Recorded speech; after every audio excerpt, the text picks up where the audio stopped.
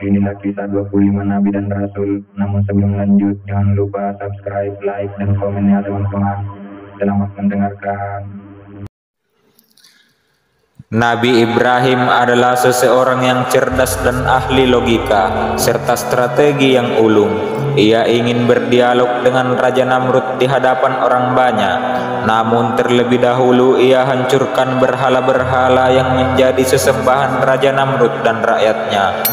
Hal itu ia lakukan ketika sang raja dan semua rakyat sedang berpesta hari raya dengan berburu di tengah hutan. Di saat rumah penyembahan berhala kosong, maka Nabi Ibrahim masuk dengan membawa kapak. Berhala-berhala yang kecil ia hancurkan, lalu kapak yang dibawanya itu diletakkan di leher berhala yang paling besar. Raja Namrud dan pengikutnya kembali dari perburuan dengan wajah gembira. Mereka akan mengadakan pesta pora sambil menyembah berhala di ruang pemujaan. Namun betapa terkejut mereka saat melihat berhala-berhala itu hancur cerai-berai.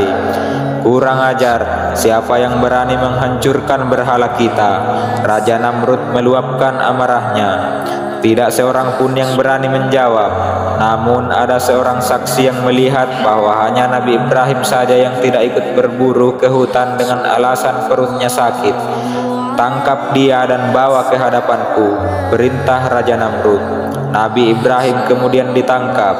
Dalihnya karena hanya ia seorang yang tidak ikut keluar kota untuk berburu hewan, pastilah ia yang melakukan penghancuran itu. Ia dibawa ke hadapan Raja Namrud. Disaksikan rakyat banyak, ia diinterogasi. Nabi Ibrahim tersenyum. Memang inilah yang ia harapkan. Bertanya Raja Namrud, apakah kamu yang menghancurkan berhala-berhala itu? Bukan, jawab Ibrahim. Ibrahim, sergah Raja Namrud, cukup banyak bukti yang menunjukkan kaulah pelakunya. Tak usah yang kau mungkir. Bukan aku pelakunya, jawab Nabi Ibrahim untuk memancing emosi Raja Namrud. Ia ingin mengajak dialog raja itu. Baiklah Raja Namrud, kata Nabi Ibrahim, saya punya pikiran, kamu pun punya pikiran. Kalau mau mencari siapa pelaku penghancuran berhala-berhala itu, maka tanyakanlah kepada berhala yang paling besar. Bukankah kapak itu menggantung di lehernya? Berarti berhala paling besar itulah pelakunya. Raja Namrud berang mendengar ucapan itu. Wahai Ibrahim, kau sungguh bodoh, di mana otakmu? Masa patung seperti itu akan saya ajak bicara? Mana mungkin dia bisa bicara? Kau jangan mengada-ada. Hai Raja Namrud, kata Nabi Ibrahim dengan lantang, siapakah sebenarnya yang paling bodoh? Mengapa patung yang tak dapat bicara dan bergerak kau jadikan Tuhan yang harus engkau sembah?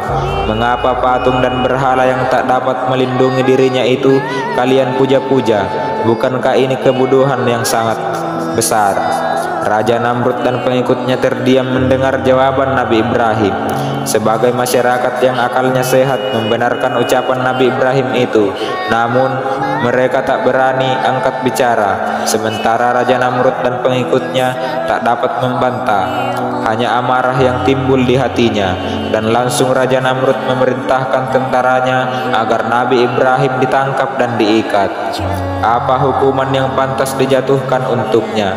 Tanya Raja Namrud kepada para penasehatnya. Bakar saja dia sampai mati, jawab para penasehat kerajaan. Kayu-kayu segera dikumpulkan. Nabi Ibrahim diletakkan di atasnya dalam keadaan terikat. Kemudian dibakarlah ia hingga kayu yang bertumpuk-tumpuk itu habis. Raja Namrud dan rakyatnya mengira Nabi Ibrahim akan hangus menjadi abu. Namun setelah api itu padam, Ibrahim masih segar bugar. Itulah mukjizat Nabi Ibrahim, tak mempan dibakar api. Sesudah Ibrahim dibakar namun tidak mati, sebenarnya banyak rakyat yang mau mengikuti ajarannya, tapi karena takut pada ancaman Raja Namrud, maka mereka masih banyak yang kafir. Nabi Ibrahim pun meneruskan dakwanya untuk mengajak manusia hanya menyembah Allah. Hal ini membuat murka Raja Namrud. Suatu hari Nabi Ibrahim dipanggil menghadap ke istana Raja Namrud. Engkau telah menyebarkan fitnah yang jahat sekali, kata Raja Namrud. Adakah Tuhan selain aku? Akulah Tuhan yang harus kamu sembah. Aku dapat mengatur dan merusak segala-galanya. Siapakah yang lebih tinggi kekuasaannya daripada aku? Hukum yang kutetapkan mesti berlaku, keputusanku pasti berjalan. Semua orang tunduk kepadaku. Mengapa engkau menentangku? Dengan tenang Nabi Ibrahim menjawab, Tuhanku adalah Allah, dialah yang kusembah. Dia telah menciptakan kamu dan aku yang asalnya tidak ada. Ia sanggup mematikan dan menghidupkan siapa saja yang ia kehendaki. Ia adalah pencipta langit dan bumi. Raja Namrud menyanggah jawaban Nabi Ibrahim itu dengan pendapatnya yang konyol. Aku juga bisa menghidupkan dan mematikan. Benarkah? Tanya Ibrahim. Raja Namrud kemudian memerintahkan pengawal untuk mengeluarkan 2 orang narapidana.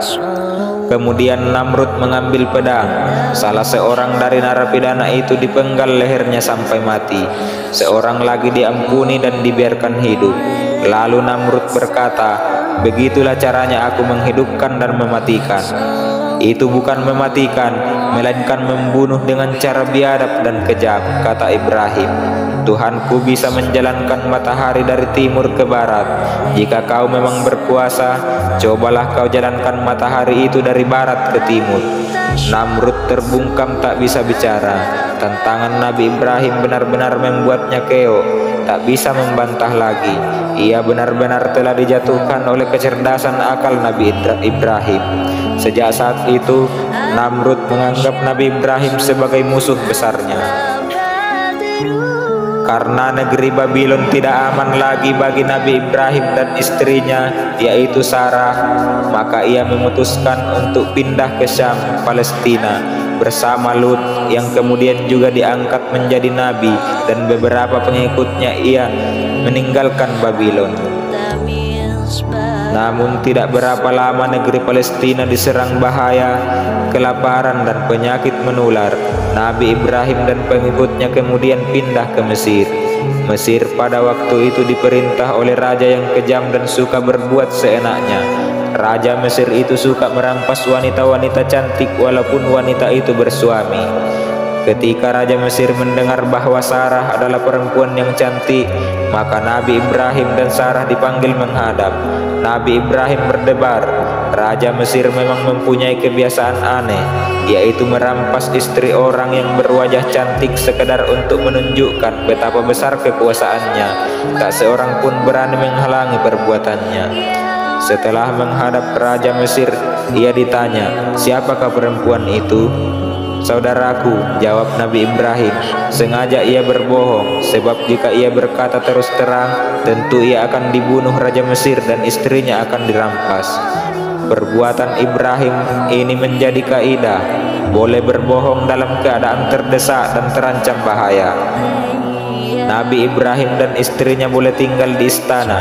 Pada suatu hari, Sarah dapat menyembuhkan sakit Raja Mesir, yaitu sepasang tangan raja itu menutup rapat, tak dapat digerakkan. Atas jasanya itu, Sarah kemudian diberi hadiah seorang budak perempuan bernama Hajar. Dan dengan ikhlas, Hajar kemudian diberikan kepada Nabi Ibrahim untuk dijadikan istri yang kedua. Di Mesir, Nabi Ibrahim dapat hidup tentram dan makmur. Hartanya melimpah ruah, tapi justru ini menjadikan iri hati bagi penduduk asli Mesir. Maka Nabi Ibrahim kemudian memutuskan kembali ke Palestina.